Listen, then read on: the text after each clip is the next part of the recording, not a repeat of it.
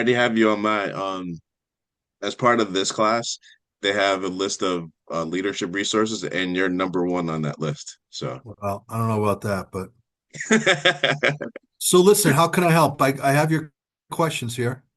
okay. Well, we'll get started with the first one. Can you briefly describe your current role and what a typical week looks like for you? Yeah, so my current role, and I think I just finished my 18th year as the Assistant Vice President Director of Athletics here at Endicott. Um, Okay. and what I do on any given day changes every given day.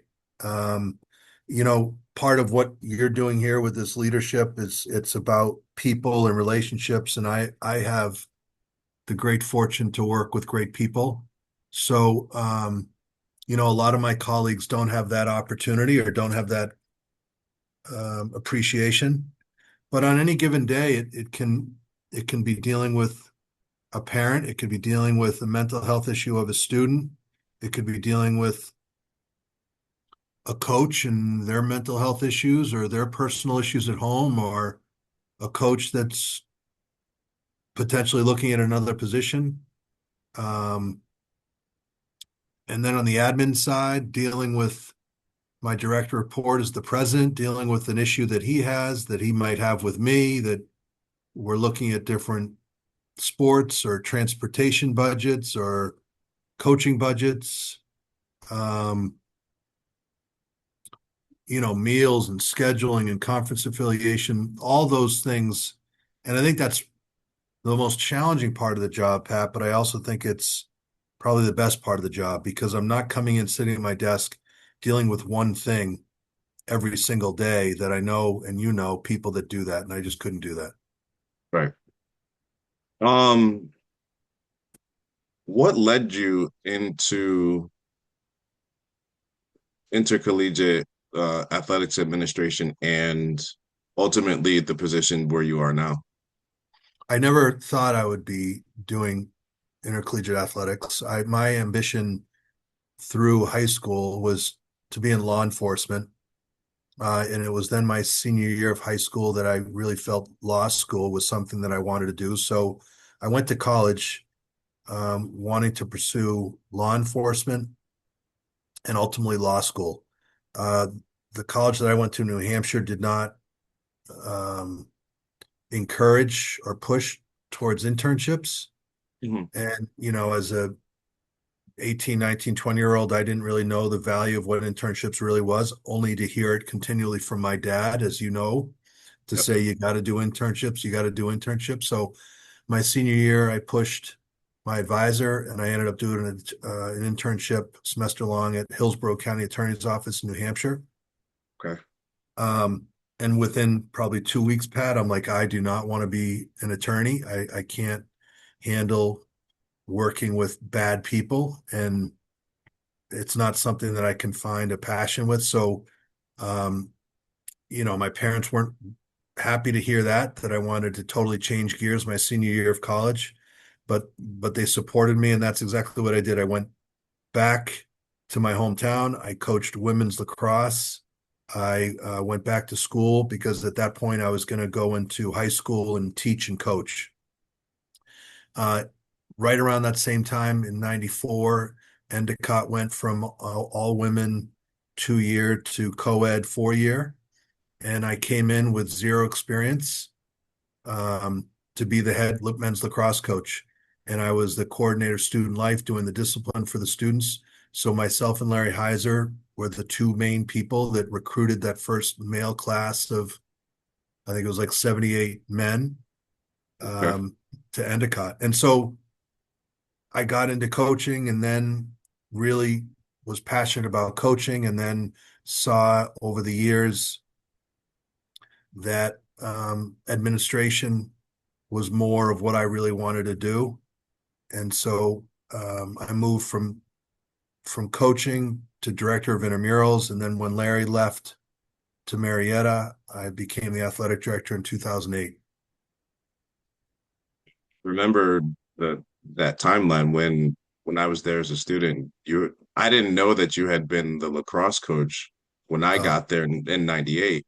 And then once the Post Center opened in 99, um, that's when I came and worked for you. And then it wasn't too long after I left that uh, you had become the athletic director overall, which was awesome. For me, it was just a beautiful progression of your time at Endicott. hmm, I appreciate that. So, um, my next question for you, how would you describe your leadership style and how do you think it's evolved in your time at Endicott? Well, again, I go back to my passion and lifelong learning, which is why I'm so proud of what you're doing, Pat. My PhD is in adult learning and leadership, and Okay. so specifically, um, leadership is something that drives me. I love reading about it. I love listening about it. I love talking about it. My doctoral dissertation was in student athlete leadership, and I'll answer your question in a second. But just to set some context, we always have said our student athletes are leaders. They're just leaders, and I always said it too. Well, but after my dissertation, when I finished that in 2014, well, really in between, during my doctoral dissertation, I said, well, wait a minute. We always say our student athletes are leaders, but they're just not inherently leaders. How can we say generally that they're leaders without any type of training or without any type of comprehensive education towards it?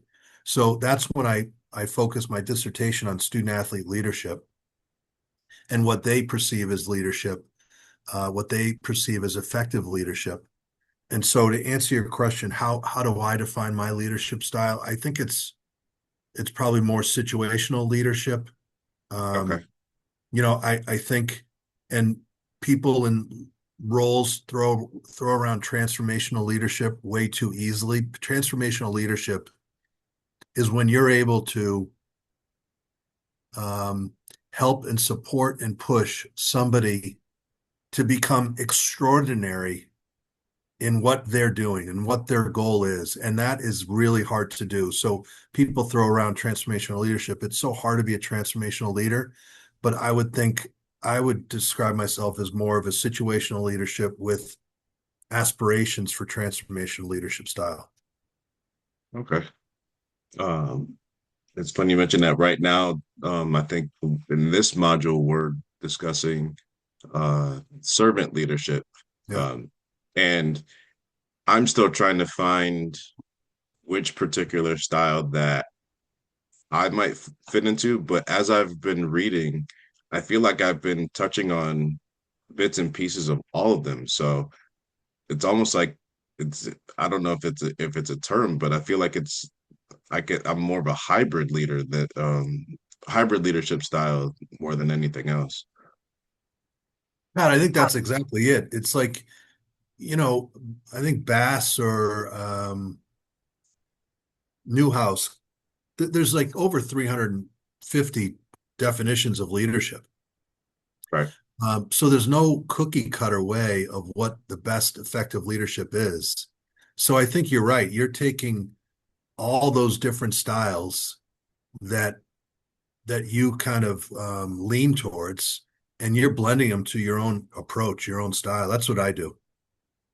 Yeah. And I've what I've also done is I've um pulled pieces from Hmm. all the athletic directors that I've worked under and tried to tweak it to how it will work for me and then go from there. Like I'll admit I never saw myself becoming an athletic director, but the more that I've been involved around sports, um, it was the next it was the next step for me from being an assistant coach to becoming a head coach and then, moving into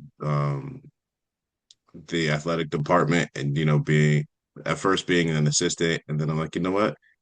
I feel like that there's a good chance that I could do this and run my own. And then the opportunity came for me I want to say last December when my coworker who was the AD at my school um, approached me about possibly taking over for her, um, because she was not only the AD, but she was also in charge of the extracurricular clubs too. So it wasn't just sports; it was also art club and Lego club and drama club and things like that. So that was a lot to pile on to one person. And while I was there, or while I've been here, I had been doing athletics stuff anyway, you with setting up the scoreboard, setting up the field, event management, things like that. So it was kind of a natural progression for me. So when she asked me, would you be interested? It took me all of about 2 seconds to give her an answer because I'm like, you know what? This is my opportunity now. This is kind of what I went to school for. Now it's my opportunity to apply what I've learned so far and take it to the next level. Yeah. Yeah. Pat, you're going to be an exceptional athletic director. Oh, thank you. I'm trying my best so far. So, all right. My next one, and I feel like this is a really important one, not only for me as an athletic director, but for others that are striving to do the same.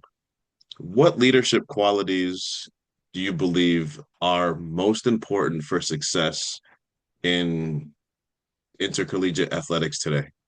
Mm. Yeah, I don't even think it's just for intercollegiate athletics. I think to be an effective leader, you have to listen. You have to hold yourself accountable. You have to have empathy. You have to have integrity.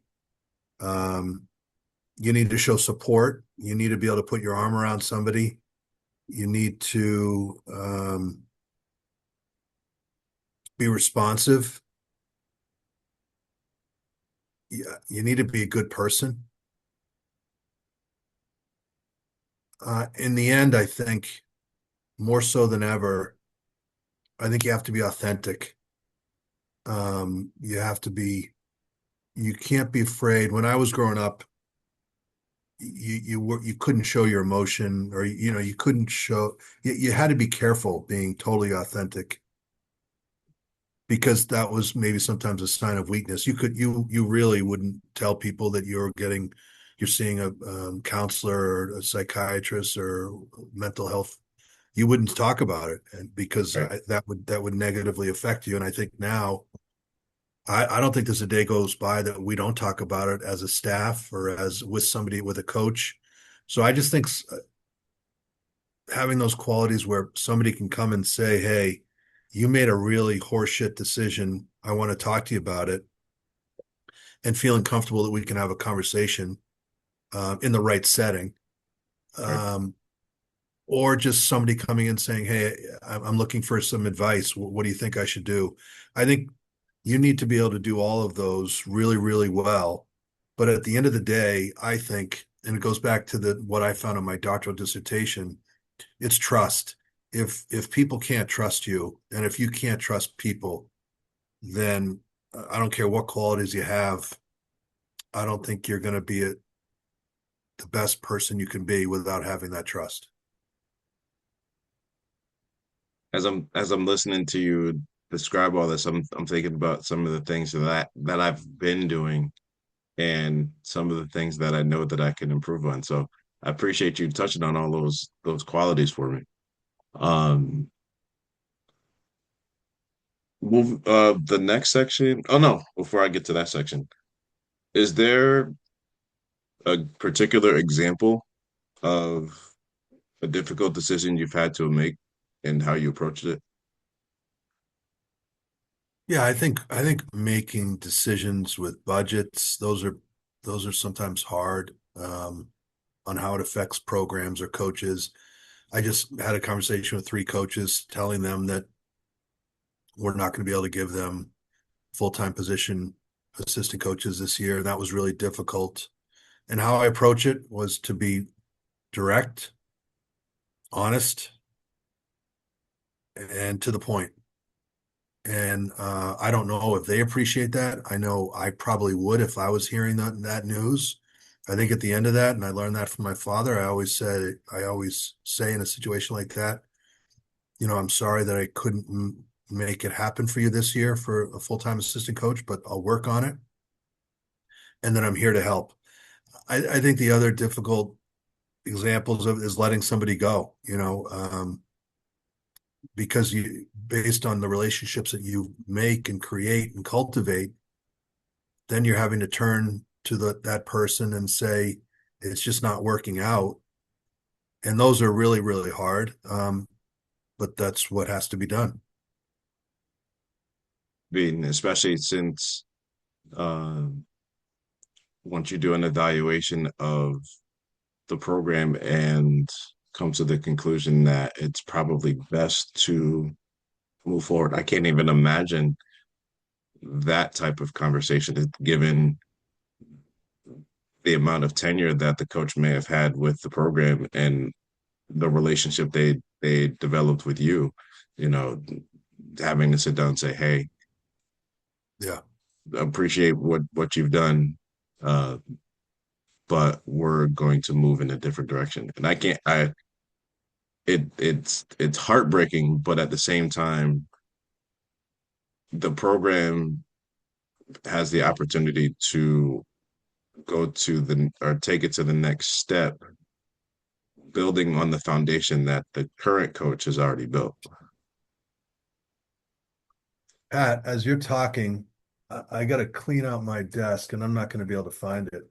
Um, but you're talking about difficult decisions. And so we're doing all of our carpet in here. So I got to move all this stuff. Anyway, I came across a letter that I had to send to the parents of our football program. I don't know, 8 or 9 years ago when we made a difficult decision on the head coach. And you'll appreciate this. I wish I could find it. And so the parents in the letter, they signed a petition that they wanted to have a meet. They wanted our former coach back, and they sent the petition or the letter to demanding a meeting with me and the president, Dr. Wylie. And so I kept the letter, my response to the parents, and I wish I could read it to you. And it basically says that there will be no meeting. I don't care about your petition. Um, we are moving on, and you as a family and you as your son have a decision on whether they want to continue with Endicott in the program or not. It's like if we're at Fidelity or if we're at Eastern Bank and somebody writes a letter saying as customers we're petitioning that this person comes back, like that doesn't work that way. But more and more people, Pat, think that it does. It's amazing. Is it me or does it seem like nowadays that seems it's becoming the norm? Like that, yes, they're the coach is beloved by everyone or everyone that's come through the program, but when things become stagnant and not moving forward, you're or as the athletic director, that's a tough call. You can't base your decision on feelings. You have to Right, base your decision on growth right. Good. Yeah, and excellent into point. to extent success, you know? Yeah, great point. You're right. And so your decision affects alumni, it affects the current parents, it affects so many different things. But at the end of the day, those are the decisions that you have to make, not that you want to make, but you have to make. And you do Right, those in hopes to make the program better. So right. anyway, that's an example of some difficult decisions. Okay. Um, the next section um is on organizational leadership and challenges. How do you build and maintain relationships across coaches, student athletes, staff, campus leadership, and external stakeholders? Yeah, that's hard. It's really hard.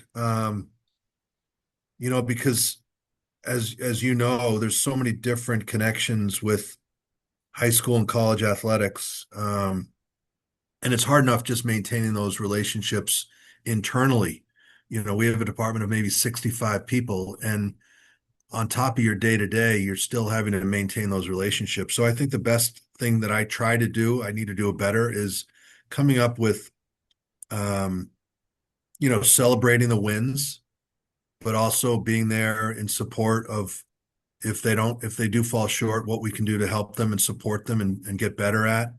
Um, Always provide constructive feedback.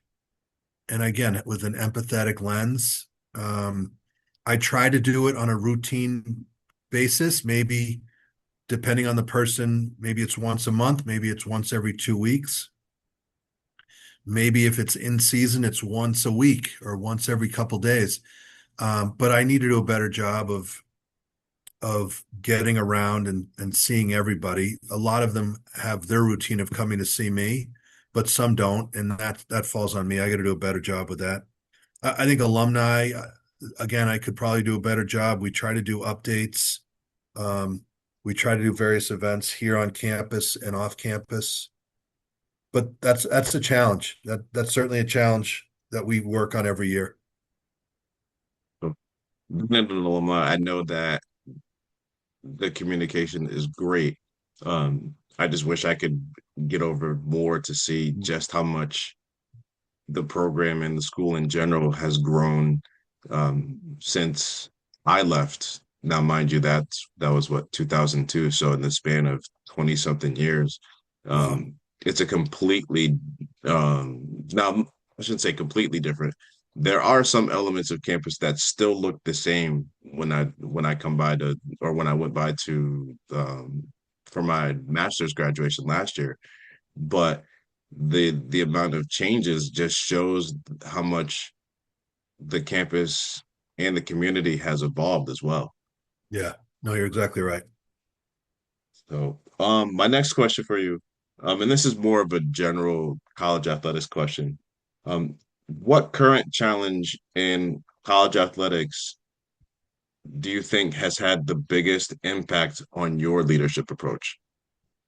I think it's mental health and the impact and the widespread issues with mental health, not just with students, but with staff. Um, I think the presence that families have or parents feel that they have with their son or daughter's college education. When you were in school, that was not an issue, but the last 10 years or 15 years, it's luckily they keep away a little bit, mostly from me. But Hmm. it's just for the coaches, the coaches they have to watch everything they say to Billy or Susie because if Billy or Susie take that the wrong way and go and talk to mom and the aunt's an attorney, the next thing we have is a lawsuit, and the coach is asked to leave. And it's the coach's intent to motivate or to do all the things that coaches do in mentoring and helping and growing. But Yep. sometimes students or parents really think they have this right to step in and take over and bulldoze and do all those things. That's so whereas before I could say, hey, you're not getting the full-time assistant coach and that's it. Well, now I do it a little bit more carefully because finding really good college coaches is really difficult. And I think we have one of the best coaches and staffs around. Mhm. And I just think we have to be all more careful in the words that we choose because people now, politically or not politically, mental health, the cost of everything, people are on edge. Yeah, I could not agree more. All it takes is just one slip up, and that one slip up could just snowball and Yeah. have almost damn near catastrophic Yeah. effects. Yeah. You see it all the time. Yep. Um, Over the years, and I've seen this as an alum, just watching the steady progression of success that has come about up at Endicott. Um, how do you balance competitive success with educational mission and student athlete development? Yeah. I think it starts from the beginning and it starts with the very, very top. And I think Dr. Wylie started that and Tom Redmond and so many others their students are here, number one, because they're students, and their number one goal is academics.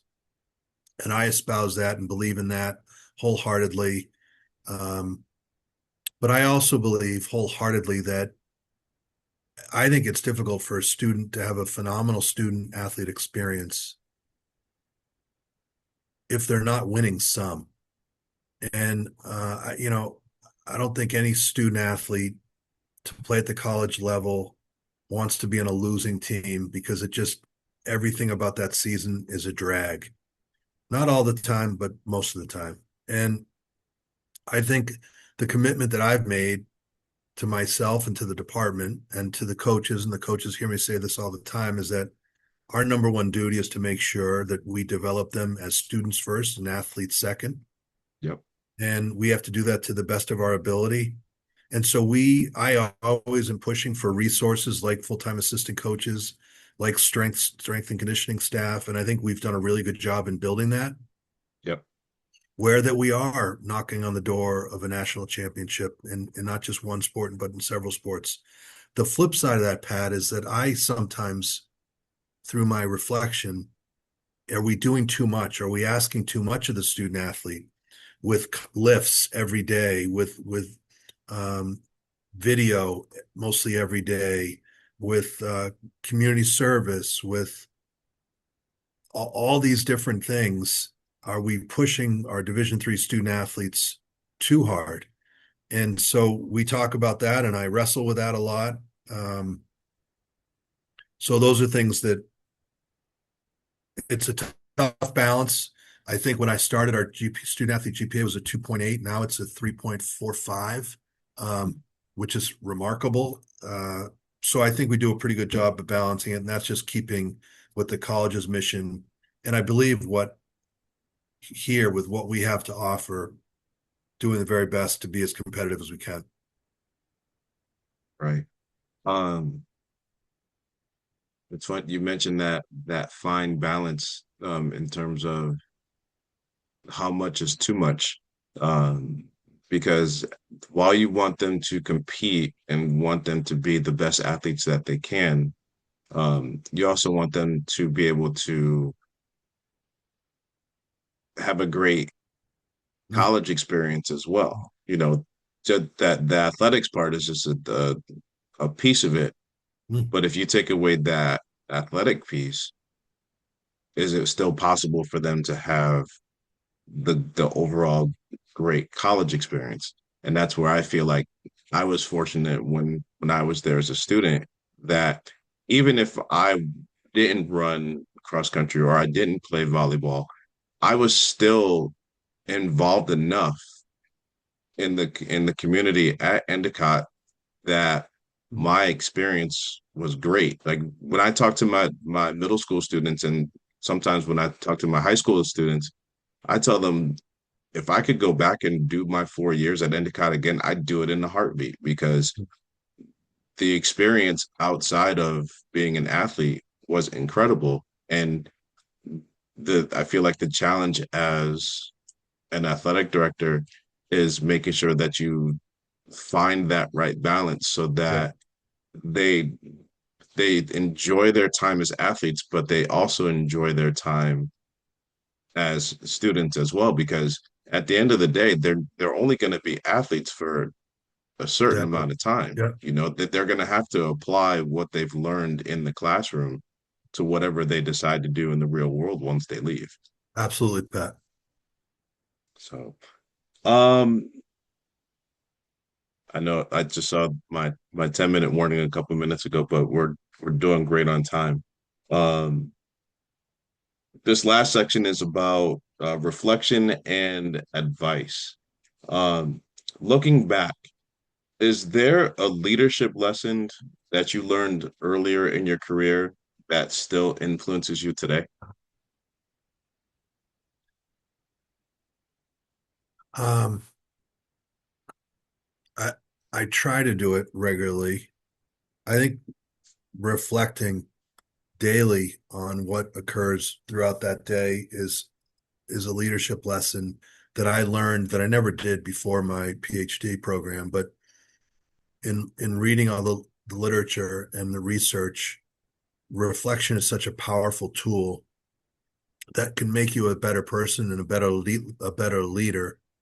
And so I try to routinely reflect back on conversations, emails, decisions, and I try to rework them in my mind to say, was that the right thing to do? Or I didn't appreciate his tone or her tone. How could I have done it differently? And it's really just communicating with yourself on how to, again, be grounded and authentic in a way that's not just professional, but true to yourself. Um, and my last question, and this is not so much just for me, but this is for anyone that's looking to uh, get into intercollegiate athletics. Um, what advice would you give someone who's pursuing a leadership career in intercollegiate athletics administration? Good luck. That's what I would say. With this transfer portal, hopefully this is getting worked out with the paying the ridiculous amounts of money to athletes. Mhm. Uh, that's why I think true Division III is still true in many respects. And when it moves beyond that, then it'll be a different um, approach that I will have to take, and I'm not sure I'll be able to make that. But I don't think it'll. It's here a little bit, but very little. I was going I to just ask think that it has what's gone on at the Division 1 level with NIL and the portal, has that really the affected port you? the portal it absolutely has with some sports more than others. But hockey, football, baseball, lacrosse, and even soccer's.